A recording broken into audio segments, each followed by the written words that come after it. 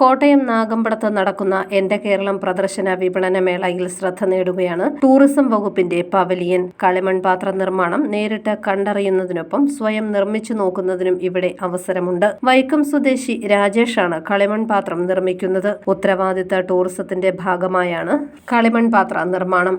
ഏത് കളിമൺപാത്രവും നിമിഷ നേരത്തിനുള്ളിൽ രൂപകൽപ്പന ചെയ്യുന്നതിന് രാജേഷിന് കഴിയും. കളിമൺപാത്ര നിർമ്മാണം കുലത്തൊഴിലാണെന്ന് രാജേഷ് പറയുന്നു. അന്യം നിന്നു പോകുന്ന ഈ തൊഴിൽ എല്ലാവരെയും പരിചയപ്പെടുത്തുകയാണ് ലക്ഷ്യം. കളിമൺ പാത്രങ്ങൾക്ക് ഇപ്പോൾ നിറയെ ആവശ്യക്കാരുണ്ടെന്നും ജീവിക്കുന്നതിനുള്ള വരുമാനം ഇതിൽ നിന്നും ലഭിക്കുന്നുണ്ടെന്നും രാജേഷ് പറയുന്നു.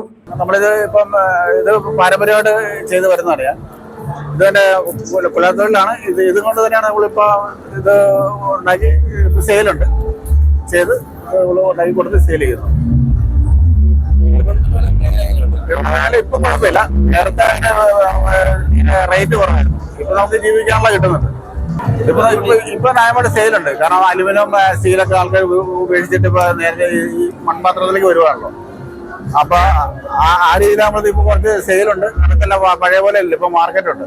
വടയാറിൽ നിന്നാണ് കളിമണ്ണ് ശേഖരിക്കുന്നത്. മണ്ണ് ചവിട്ടിക്കുഴിച്ച് പരുവമാക്കിയെടുത്താണ് പാത്രം നിർമ്മിക്കാനായി ഉപയോഗിക്കുന്നത്. കളിമൺ പാത്രം നിർമ്മിക്കുന്നത് നേരിട്ട് കാണുന്നതിനൊപ്പം സ്വയം നിർമ്മിച്ചു നോക്കുന്നതിനും ലഭിക്കുന്ന അവസരത്തെ ഏറെ സന്തോഷത്തോടെ സ്വീകരിക്കുകയാണ് കാഴ്ചക്കാർ.